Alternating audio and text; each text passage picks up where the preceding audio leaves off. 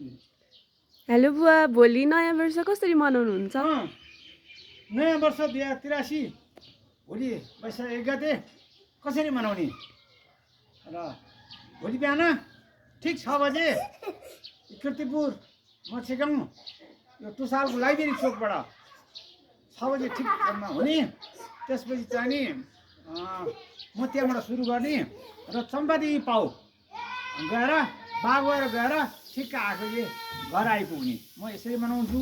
यहाँहरू सबैलाई शुभकामना र मुख्यतः तपाईँहरूले पनि आफ्नो ठाउँमा यस्तो राष्ट्रिय झन्डा लिएर र आफ्नो सम्बन्धीलाई फोन गर्दै र ठिक ठाउँबाट ठिक ठाउँसम्म सबैलाई हिँडौँ र शुभकामना देवदेवी कहाँ जानुपर्छ शुभकामना दिँदै जाउँ, शुभकामना लिँदै जाउँ।